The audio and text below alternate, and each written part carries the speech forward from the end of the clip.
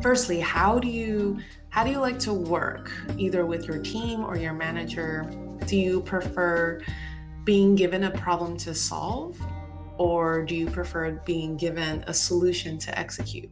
And those are two very different types of people, right?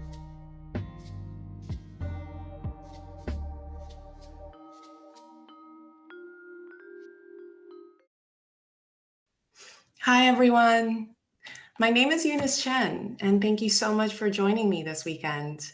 I'm so grateful to have Inman Global set up this incredible weekend. And there's so many amazing speakers and panels here, and I'm so honored to be one of them. So thank you for joining me tonight. And I wanted to share a little bit about myself and a little bit about what I do here at Enlight. So, a little bit more about my session today. I want to share with you some tangible steps on what you can do to actually get a job in the esports industry. Throughout my entire experience in esports, I see the lack of resources around this problem as a huge gap. And I personally have some personal experiences with it that I've overcome. And throughout my whole sort of 10 plus years in esports, I've now decided to start my entire company, Enlight, to help all of you here with it. So let me introduce myself a little bit. So the last few years, I was actually a founding executive at Cloud9 Esports. And some of you might have heard that name. I am currently an advisor with them. But as I was working with Cloud9, I helped them build the org from the ground up, both operationally and strategically. And I was the first founding executive that was hired there. So I was very grateful to have the opportunity to be able to see all of the business teams being built and have a hand in building all of them. Everything from account management to business development to marketing, social media, content, I was able to have a hand in. So that was a ton of fun. And I was with them for 5 years. Before that, I actually was at Riot Games. So I led the event strategy and management there at Riot Games. So if you remember League of Legends, Staples Center World Finals in 2013, I planned that event, I ran that event, and I was the one running around backstage, which was one of our watershed moments in esports, right? That was the first time we've ever run an esports event at a sports stadium in the United States, much less in Los Angeles, right? So that was a huge, huge event and a huge moment for esports as we know it today. So throughout my whole career, I learned a lot behind the scenes, but my biggest passion was always helping others understand esports so that they could better themselves, get further in the industry, or get into the industry in easier ways. I did that in a lot of different manners and a lot of different ways, but what I wanted to focus on after stepping away from Cloud9 was really focusing on this problem and creating the resources and transparency that's needed and the training that's needed so that all of you and other people and other professionals could learn more about how to get into the business of esports. So that's how I started Enlight. And my main mission is really helping professionals start and succeed in esports careers. So we do this by curating esports developmental programs. It consists of community, masterclasses, curriculum, and all of these are taught by actual top industry leaders and hiring managers. So what I'll talk about today is actually a highlight from some of the in-depth coaching sessions that I personally host at Enlight. So hopefully you find this interesting because this is one of the more introductory sessions that we do. Okay, so a little bit of an overview of what we'll be going through today is, firstly, I'll talk a little bit about my journey. I've worked for so many years in esports, but I sort of fell into it. So I'll talk more about that. Then I'll talk about a deep dive into the problem that we see and would love to hear your thoughts on that as well. If I'm on the point with that, I definitely want to make sure that we all understand the problem before we dive into the solutions. And then lastly, we'll dive into the fun part, which is the solution, the action plan that you can all take steps from to start your career strategy today. Okay. So firstly, I've personally been in the same exact position you're in today. I grew up playing video games. In high school, a friend's dad got us tickets to E3, and my dream was to work in the video game industry. But at that point, the internet had just come out. Esports wasn't really a thing. There were very few resources, and esports was not a big industry like it is today. So the only companies that I knew were Blizzard and EA.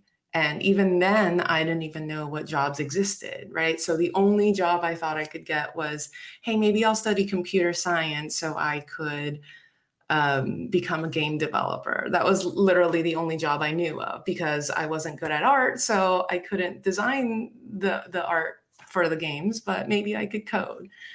So I spent 4 years studying computer science in college, absolutely hated it, decided to get a finance job like the rest of my colleagues, and also hated that. So I spent a lot of my early 20s really hating everything that I did. It was a really rough time trying to narrow down what I liked and trying to narrow down what I would be good at. So from there, I fell into an event industry. I was living in New York at the time, and so I attended a lot of fun events and consumer marketing events and talked to a lot of agencies, talked to a lot of people who plan these events, and eventually I was able to get my own event planning clients and ran my own event planning business. So I did that for 8 years. I loved it. It was everything that I was good at. It was everything that I loved about the cycle of how I worked, and we'll talk more about that later. But I continued playing video games. I played a lot of WoW at that time while I was running my own business. And some days I would play more WoW and run my guild and lead raids more than I would run my business. But that was how I did it. And eventually in 2013, when Riot was looking for event managers, they were looking for event managers that had a high level event planning experience, which I had, but they also wanted to look for people that had an understanding of the gaming industry because their events were essentially focused for gamers. And so I was in the perfect position. I was in the right place at the right time. I had built up my skill set essentially perfectly for this role, and was able to get the job. So it was almost luck at some point, but it was also a result of my path through my career, realizing that I wasn't good at computer science, that I wasn't good at finance. I didn't enjoy those, but finding my way into events, being really good at that, building up my business, that led me to be able to take this opportunity when it was presented to me. So that's how I fell into esports. And through Riot, I was able to meet Cloud9 and the founder and was able to prove my dependability. I actually wasn't hired at Cloud9 right away. I actually contracted with Cloud9 for a little bit, doing a lot of random stuff because at that time, they weren't hiring executives. It was just Jack Etienne, who is the founder, and Polly, his wife, who were doing everything themselves at Cloud9. And through my work as a contractor, I was able to prove to them that I would be a valuable hire and that I had the skill set that they were looking for. And so that's how I became hired as the first executive. So that's my story, but there's a lot of little lessons we talk about there, right? It's not like I was able to just wake up overnight and get the perfect job. I had to go through many years of building up my skill set and finding out what I was good at and finding out what I wasn't good at. It wasn't that Cloud9 was just hiring me out of the blue, but I had to work through as a contractor role before and sort of prove my worth and prove my value before they were able to take the next step. And at that time, they were a really small company, so that makes sense, right? So if we just look at the highlights, and if you just look at my resume, sure, it looks great and my bio looks amazing. But if you actually listen to what I had to go through to get these jobs, it's probably very similar to a lot of people's, right? It just takes time, it takes effort, and it takes energy. So there's a lot of things that resonate in this story, hopefully, that we'll also touch upon later. And from Cloud9, that's how I continued to start Enlight, which is everything that I've learned, which is basically a culmination of everything that I've learned the last 10 years in esports, noticing what problems exist, and really dedicating my whole time to fixing this problem so that we can better the esports industry as a whole. So let's talk about the problems now, right? And what I'm trying to solve here with Enlight. So I would say, firstly, let me forward the slides here. The problems of entering esports is, firstly, there is a lack of understanding in the industry, right? So personally for me, I didn't know what jobs even existed in the video game industry that I wanted to join. So in that sense, how could I even know what my strengths were, where I could fit in, what I should study in college to get the jobs that I wanted, right? If I didn't even know what target to aim for, how could I aim for that non-existent target? So what I'm doing with Enlight here is essentially helping people understand what different jobs exist in the industry, right? Everyone nowadays understands that there are roles like being a pro player and winning millions of dollars, or being a famous streamer or a famous content creator and having millions of followers. But the real understanding of how the industry works is that that's just 1% of the industry.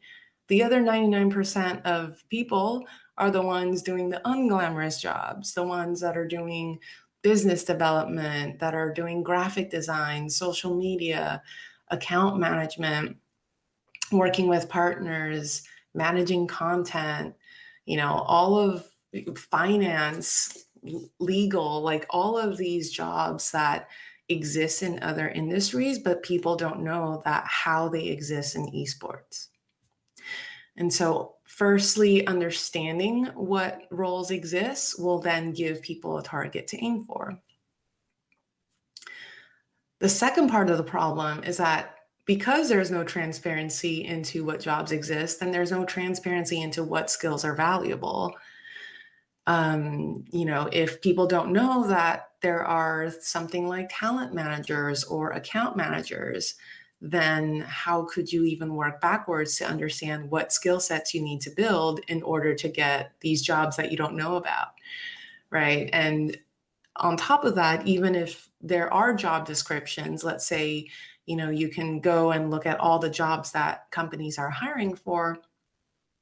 Even if you do see the titles of the job descriptions, if someone doesn't fully understand how that job operates, they're not going to succeed in interviews. Their resumes may or may not hit the nail on the head, but mostly it'll just be a very hit or miss kind of experience if the understanding of the role is not there. And so understanding what the role actually does and what skills it entails is a huge knowledge gap that I currently see. And then the last part of the problem is that it's really scary and overwhelming. And there's so much information in esports. There's so many different types of companies that it's really hard for someone to get started and to narrow all that information down.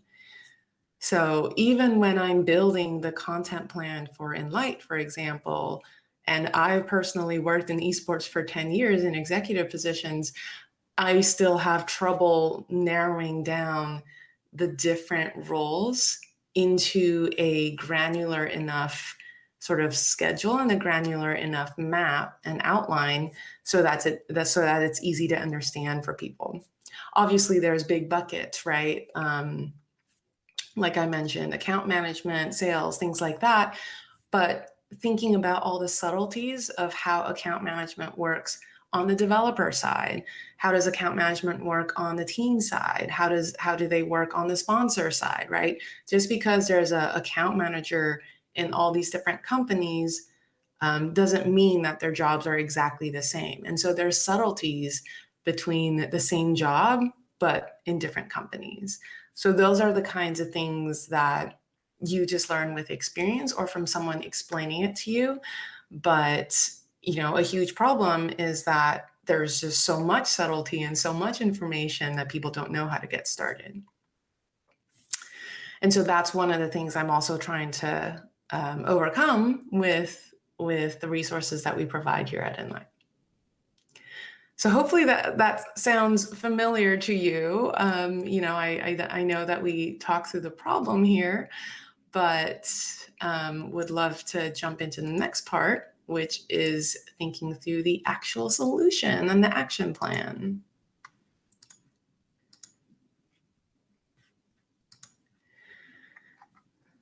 Okay. So let's talk about an action plan. There's 3 big areas that I want to talk about here today. Firstly, we have the big picture. So finding your place in the esports ecosystem.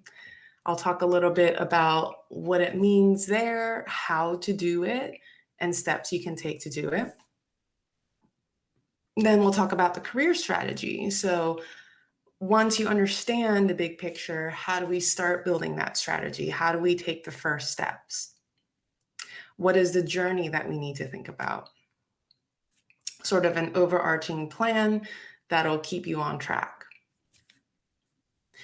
And lastly, we'll talk about the action steps. So once you have the plan and the strategy built out, then we start taking the little steps, right? Setting goals, doing the work, putting in the work to actually advance your strategy and advance your goals, right?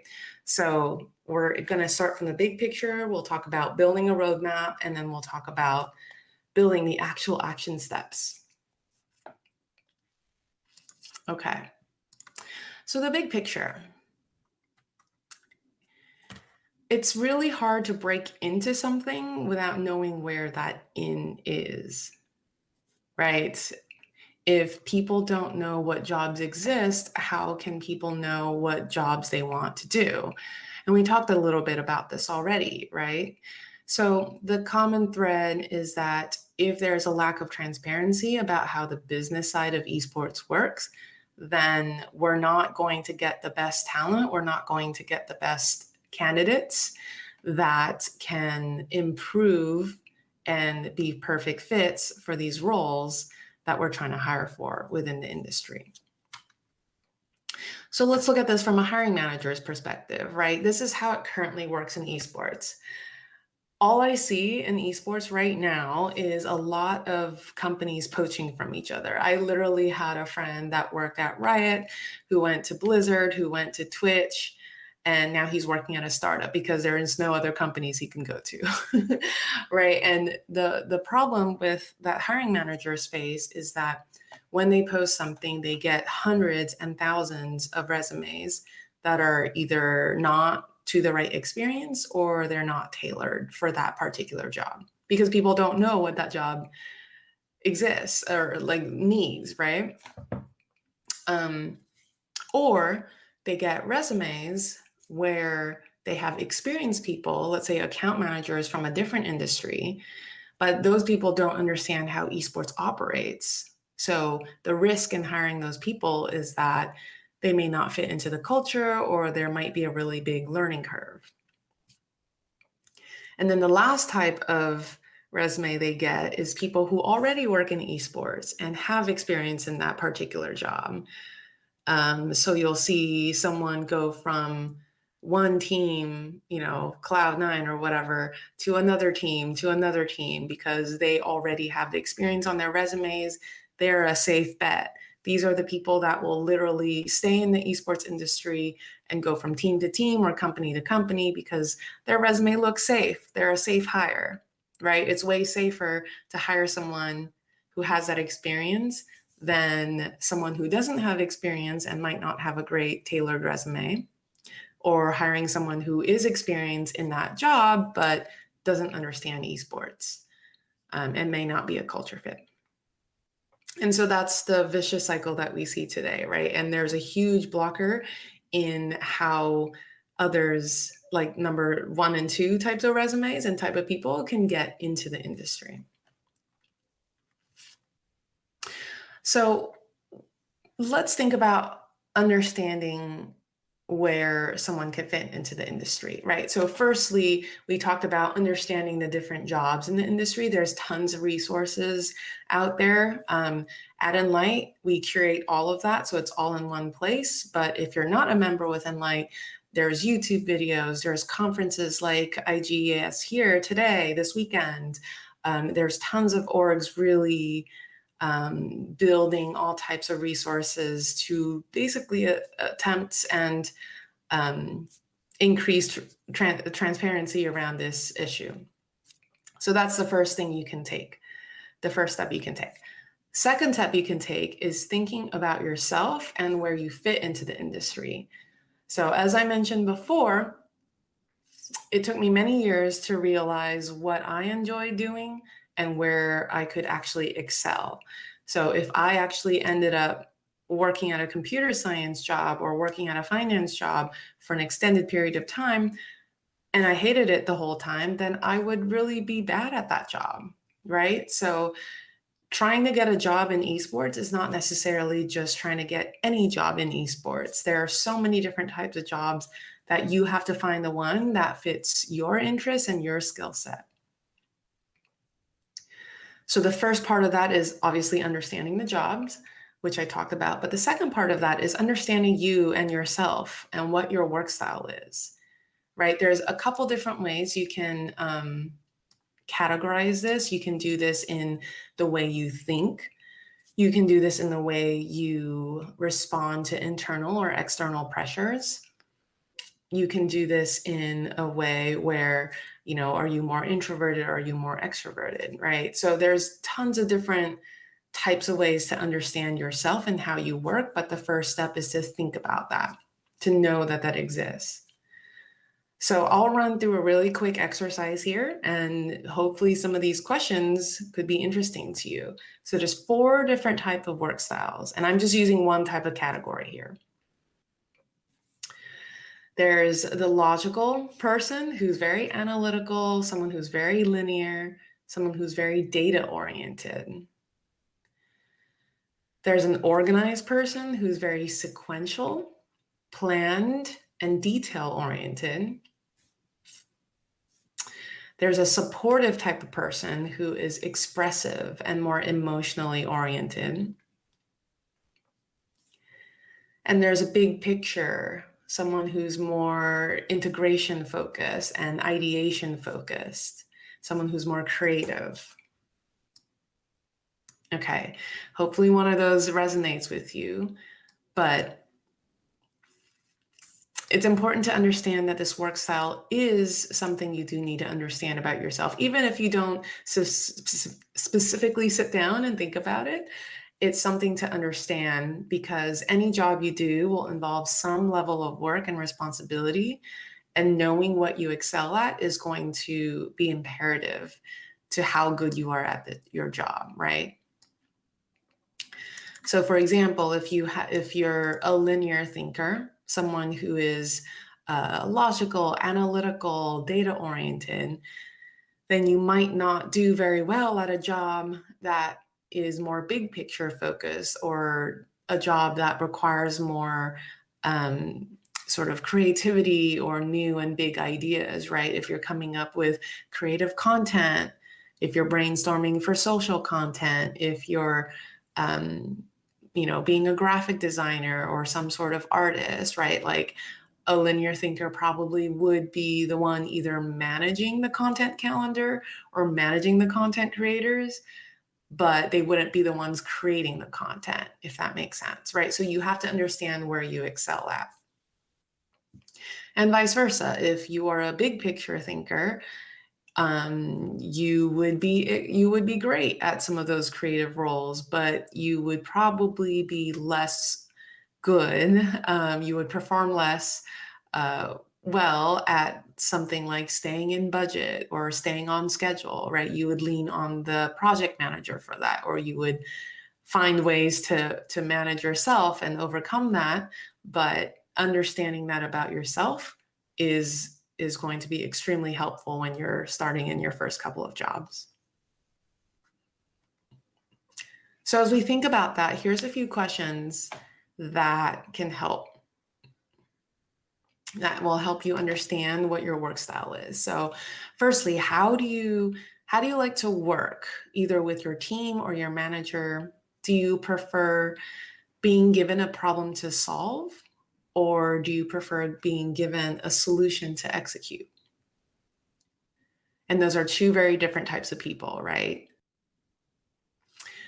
Second question is, how often do you like to communicate? Do you like taking the solution and executing it? Or do you like taking the problem and going off to the side and coming up with a solution and then presenting it? Or do you sort of think out loud and you like to work with someone as you're solving the problem? So think about how you like to communicate and how you like to work. Do you need a more structured or unstructured environment? Some people really need the structure. Some people really hate structure. Do you excel in one or the other? So that's really important to think about, because if you prefer more of a structured environment, you probably want to work at a larger company. If you prefer more of an unstructured environment, then you would excel at a smaller company or a startup. Do you prefer joining a team with set processes, or do you prefer being part of building the process from the beginning? Again, this is like small team, small company versus bigger company. Do you prefer having scope in one area, or do you prefer wearing multiple hats at once?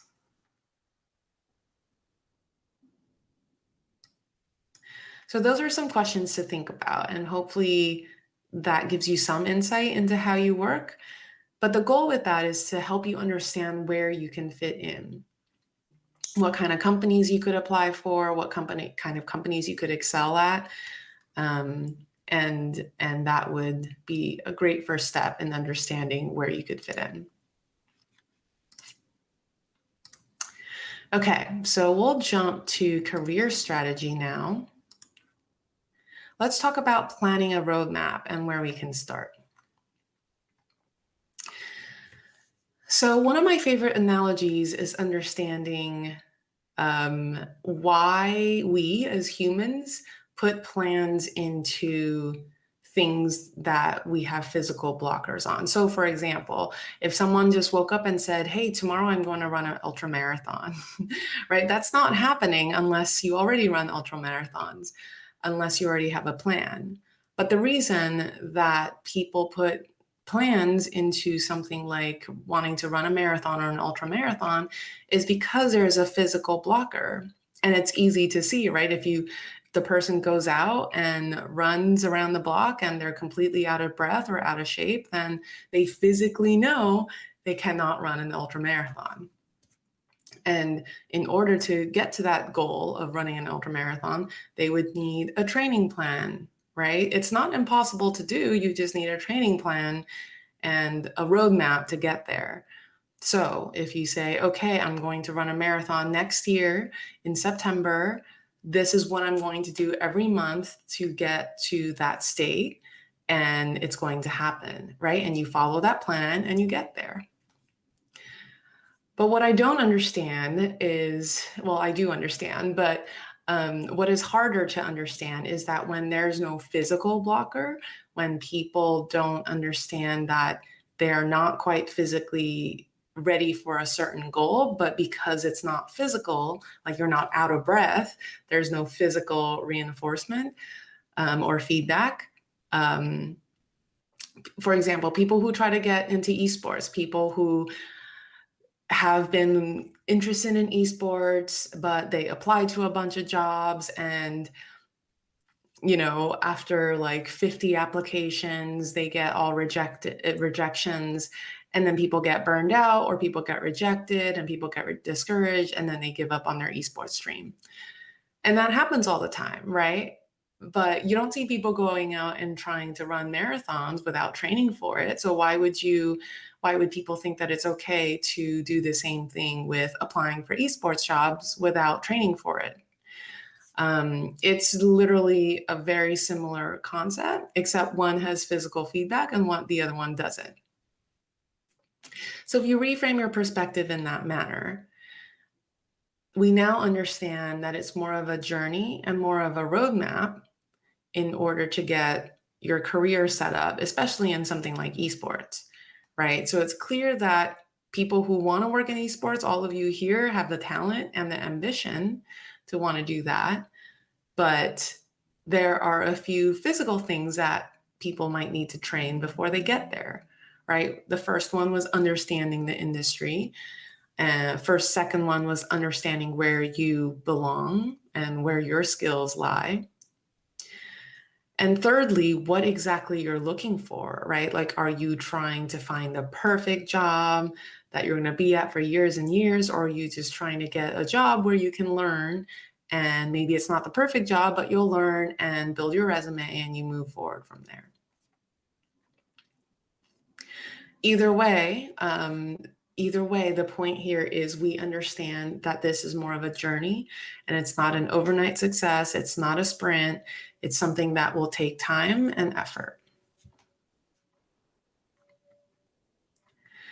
So where do we start? So if you're already here learning about the industry, you're already ahead. Again, there's tons of other resources, but learning about the industry is really important. Secondly, we have to understand that there are different pieces of this journey that we need to improve for ourselves before we can actually get to our goal, right? So understanding what our goal is. Do we want the perfect job, or do we want a job in some sort of marketing role in esports, at a larger company or at a smaller company? We need to be able to narrow down what our goal is. And that will help give us that condition of success. And then we have to understand, okay, once we have that goal, what are the things we need to do in order to achieve that goal, right? If I want a marketing job in esports, what are the skills I need to build up so that I can get that marketing job, so I can be considered for that marketing job? If you're applying for a social media job and you've never done any social media or ever posted anything regularly, that's probably a good place to start, right? If you're applying for a tournament planning role, but you've never run a tournament, well, let's go find some tournaments that we can volunteer for and actually learn how it works. So there's definitely a couple different very obvious skills that help you get there. But there's a couple other softer skills like marketing yourself, or improving how you write your resume, or improving how you sell yourself in interviews and things like that, that sort of go unsaid. So let's jump into those action steps here. Okay. So there's 4 tangible things that you can actually do today and improve right away to get that job in esports. There are the skills, as I mentioned, right? So obviously there's the skills of doing the job, but it's also how good you are at doing those skills for the job. So we can say, hey, I want to apply for the social media manager job. And, prior to applying for this job, maybe I post a little bit on Twitter here and there. Maybe I post a little bit on my personal Instagram, but that's not necessarily a deep enough skill set that will set you apart from other people applying for this role.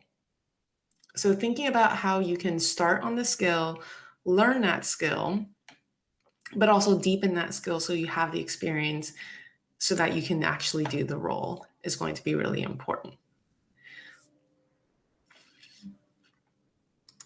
Secondly, we want to think about marketing.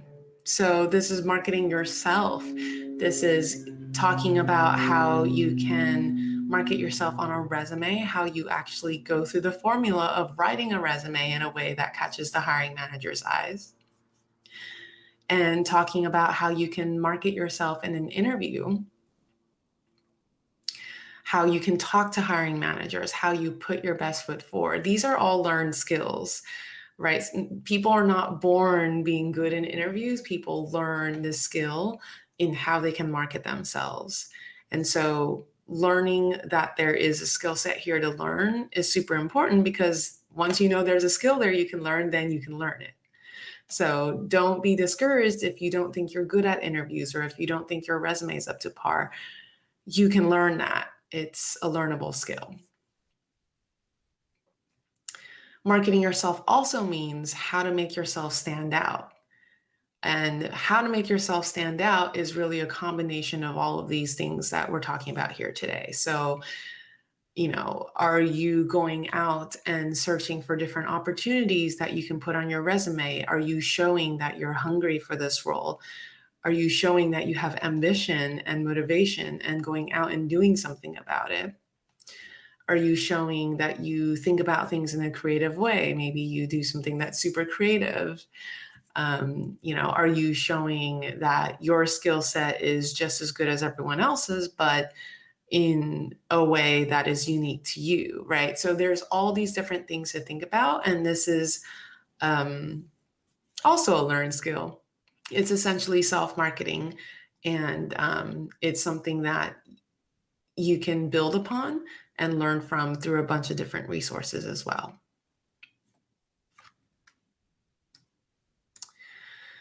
Okay, and then we have resumes, which is your first foot in the door, right? That is the first time a hiring manager will take a look at what you're presenting in front of them. That's the first time you're putting yourself out there.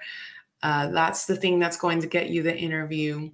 So resumes 100% are a learned skill, but resumes are also a combination of the skills you've built up and also how you're able to write it in a way that self-markets yourself, right? Again, it is a learned skill. I've personally helped rewritten resumes in Enlight from someone that got 0 interviews to literally getting their 80% increase in interviews and then getting their job today. And so resumes, how you write your resumes is absolutely 100% one of the most important things you can do to improve your career journey to get to your goal. And there is tons of resources for this.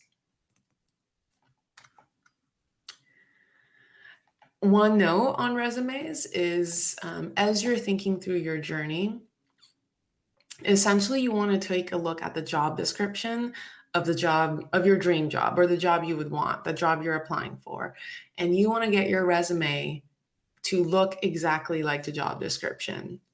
You want to bullet for bullet point match up your experience to what they're looking for in that role, and essentially hand your resume and your skill set on a silver platter to the hiring manager.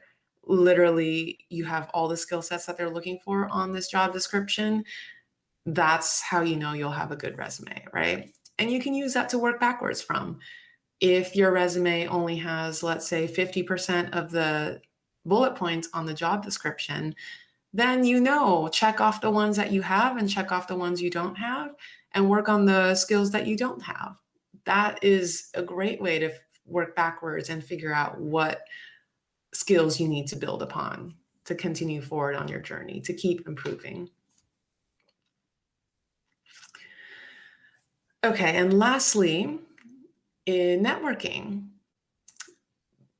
there are so many different communities in esports, but there's a couple different ways to network, right? You can always DM people. People are super open to answering your questions. There's also tips and tricks in networking, right? Don't write an essay to people. They're not going to respond. but you want to ask pretty specific questions and get to know people.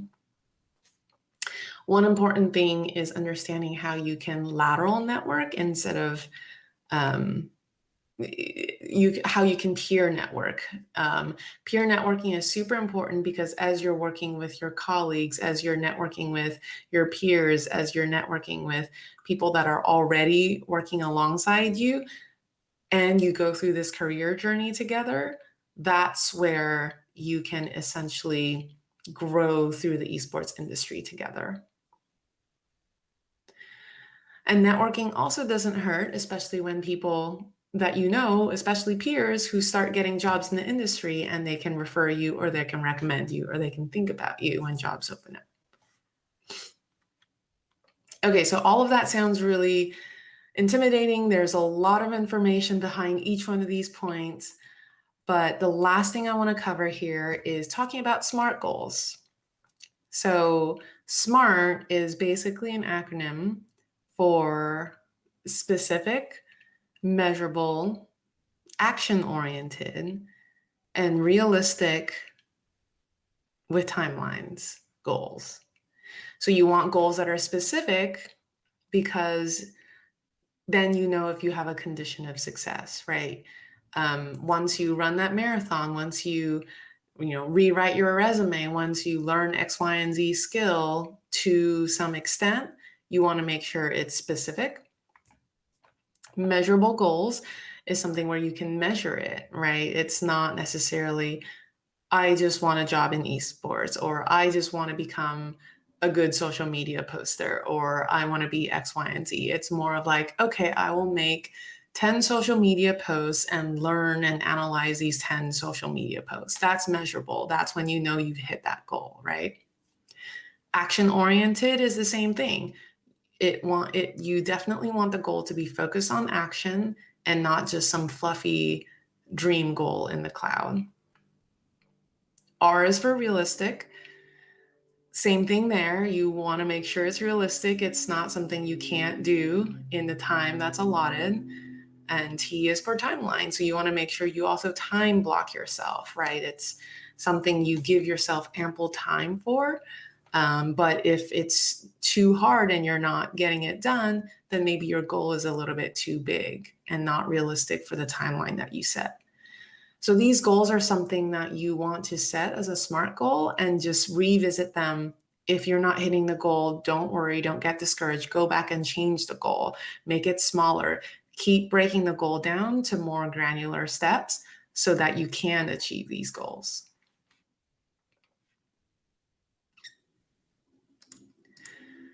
Okay, so that's all I had for today. And I know that's a lot of information, so feel free to ask any questions because I want to open it up. I think we have a few minutes for questions here.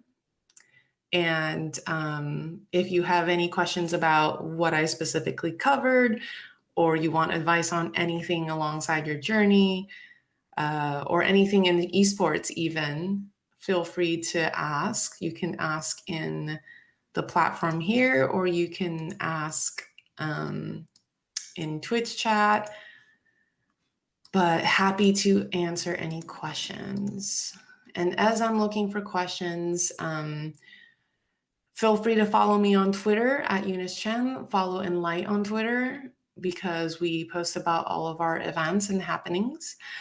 And we also have more information on our website at enlight.gg. So take a look at what we have to offer, and hopefully some of that helps. And hopefully some of what I talked about today helped as well.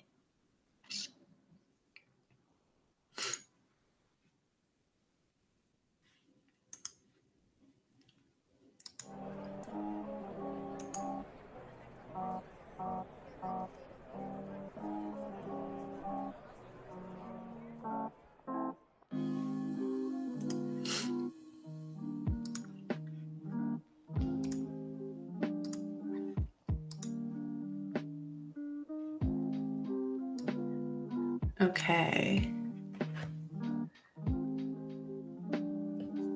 Oh, Jessica has a great question here. How do you combat imposter syndrome while you're actively trying to market the best version of yourself? I love this question. So people usually have a problem with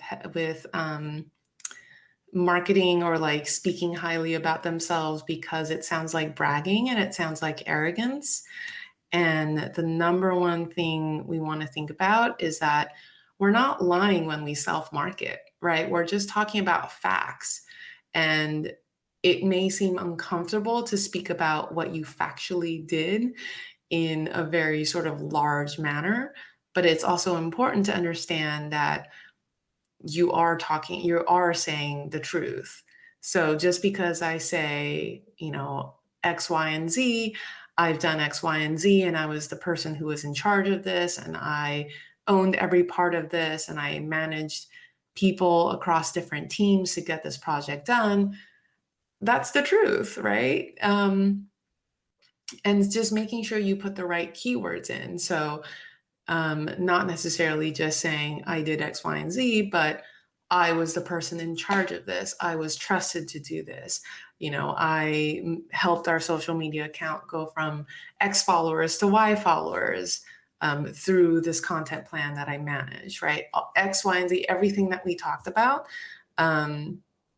Think about them as facts and less about bragging or less about being arrogant about them. Because if you say what you say in the interview to a friend or a colleague, they'll agree that you've done those same things. So the best way to avoid imposter syndrome is to really think about the things that you're saying as true. And even though it's uncomfortable to embrace how big it sounds,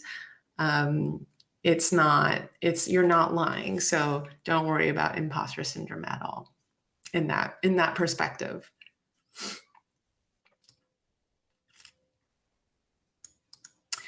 Brandon has a question. As a small upcoming esports team and org, does Enlight have anything that can help us as we grow on our journey, specifically related to hiring with little capital, player contracts, and staff contracts? We do have a couple master classes on player contracts and like what goes into a player contract. Obviously, we do recommend an actual lawyer to go through this, but we talk about what goes into a player contract and what you need to think about. We don't talk about hiring with little capital, but we do talk to our members about volunteering. And so we have a couple org owners that actually found some really great volunteers through the Enlight community and continue to do really cool projects together. So while we don't advise on the hiring with little capital part, we encourage people on the other side to volunteer. And our community is really perfect for that. So there's definitely room for networking in that way with what we do here. And, with Enlight, our goal is essentially to build up the industry, right? So we want to build up small orgs like yours. We want to build up the talent who are talented, but haven't found the right place to put their skill set towards and are looking for volunteer opportunities where they can see if they're good at it, see if they like it, see if they don't like it. So there's definitely both sides of the coin when it comes to recruiting and leveling up talent. Oh, I think I missed a question here. Okay, Tina asked, how do you think job hunting in esports is significantly different to job hunting in other similarly exclusive industries? Is there something unique to job hunting and reputation building in this space that must be acknowledged? I would say that a lot of the hiring managers look for a culture fit and also the right skill set that is tailored to that role, right? It would be, if you have someone coming in and saying, hey, I want to apply for this account management role, and I've done account management in several, in like the sports industry or a different industry, like tech or something like that, that would show that you have the right skill set, but it doesn't necessarily show that you have the understanding of esports that would let you hit the ground running. For example, in account management, let's say you manage vendors or you manage you manage vendors or you manage partners in tech or some other industry. Account management in esports covers a bunch of things like running streamer campaigns.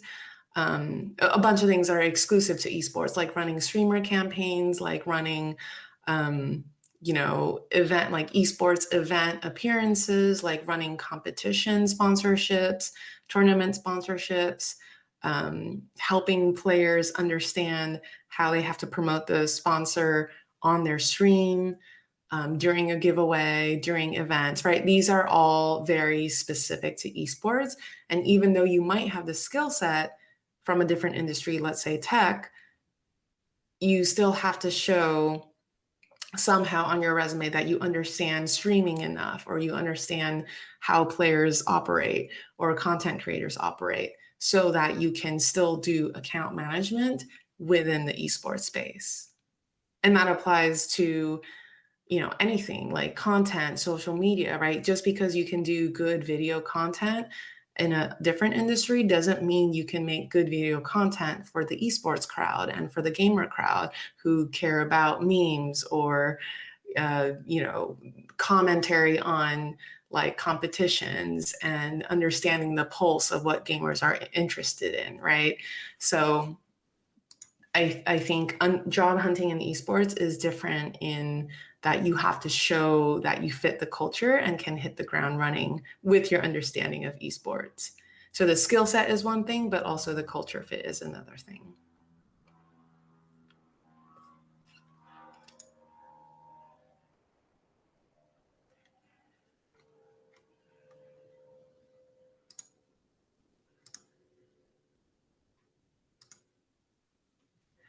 Awesome.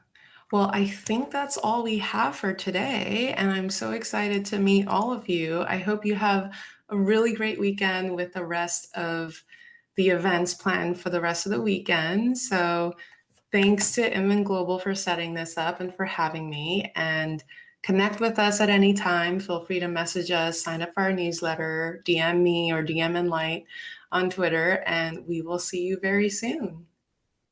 Have a great weekend. Have a great rest of the event.